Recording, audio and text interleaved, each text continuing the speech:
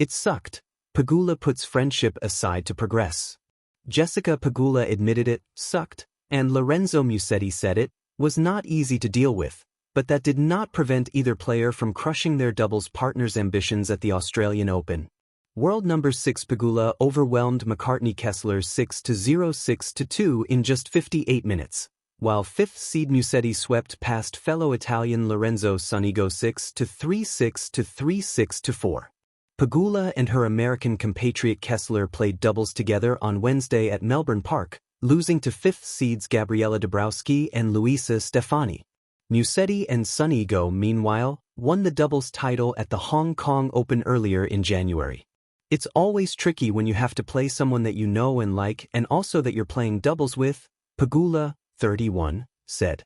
That part was just unfortunate because we obviously want to see each other do well separately, but not when we have to play each other. Only a previous miscommunication had prevented Pegula and Kessler from linking up sooner. We've tried to hook up for doubles so many times. Of course, the time that we are actually ready to play, we also play each other in the next round in singles, Pegula said. We had a bunch of blunders trying to play together.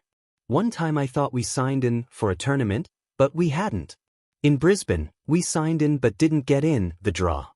When the two faced off at opposite sides of the net, it was Pegula who dominated.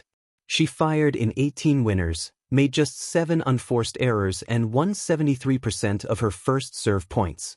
She will face Russia's Oksana Selekhmetova next, with another good friend in defending champion Madison Keys potentially waiting in the 4th round. While the scoreline suggested it was a straightforward day for Musetti, he insisted it was anything but. He had faced close friend Sonego twice before, but this was their first meeting at a Grand Slam and it came just 11 days after their doubles success. It was not an easy match against one of my best friends on tour, Musetti added. We shared a lot of nice memories. It's not easy to separate those things. On court, everyone wants to win. That's not a secret. But it's never easy to prepare for the match. It sucked. Pegula puts friendship aside to progress. It sucked.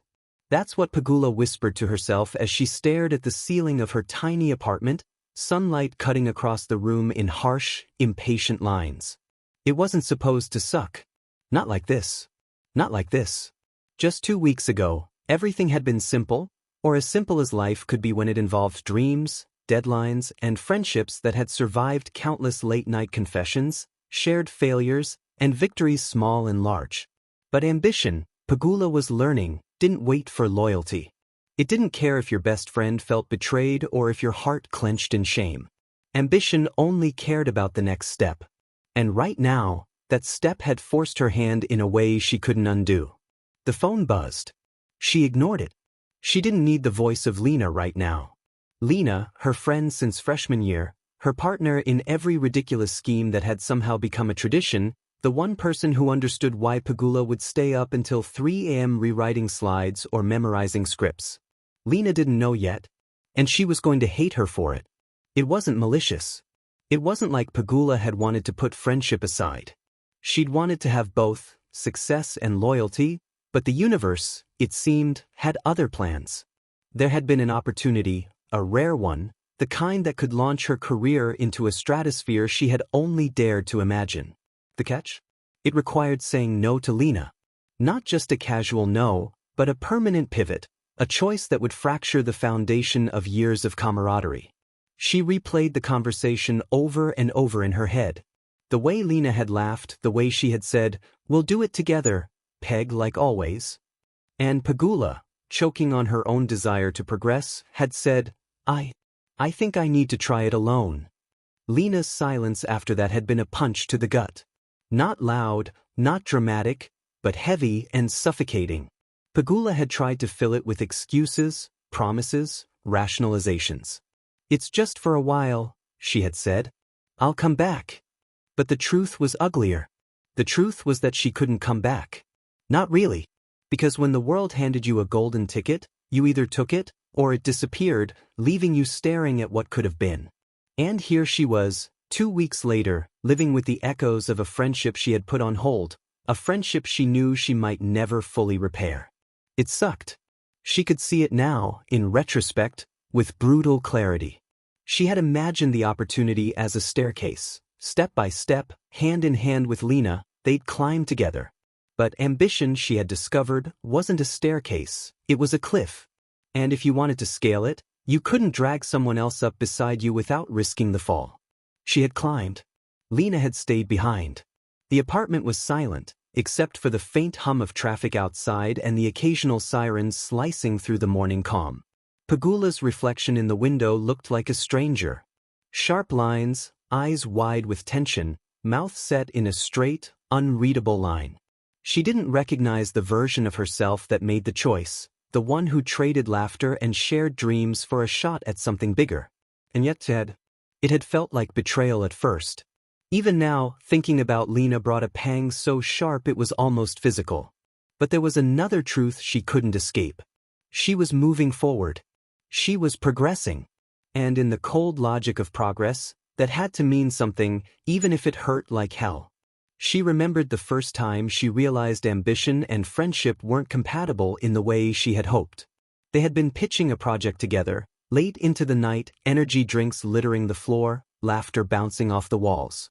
The idea had been Lena's, really. She'd sketched it out on a napkin at a cafe, eyes sparkling with mischief. Pegula had loved it instantly. They'd worked like a well-oiled machine, and for a moment, she thought they could conquer anything together. Then came the meeting. The one that changed everything. Pegula had presented their joint idea to a panel of investors, and halfway through, she realized the investors weren't listening. They were looking at her. Smiling at her, nodding at her, asking questions directed solely at her. She could have shrugged it off. She could have shared the credit. She could have brought Lena into the spotlight like she always did. But something in her snapped. The voice in her head, the one she tried to ignore, shouted, "This is your moment." And she had seized it. It had been intoxicating, electric. Everything she had worked for, condensed into a single hour of attention, validation, and possibility. She had left Lena sitting on the couch outside the conference room, confused, hurt, and silently furious. She hadn't realized at the time that this choice would echo far beyond that day. That it would plant the seed of the fracture she now lived with every second. Pegula sighed and rubbed her temples. She thought about calling Lena, explaining, apologizing, trying to mend the rift. But she knew herself too well. Any words would sound hollow, rehearsed, too polite to carry the weight of what had been done. Some gaps, she realized, couldn't be bridged by conversation.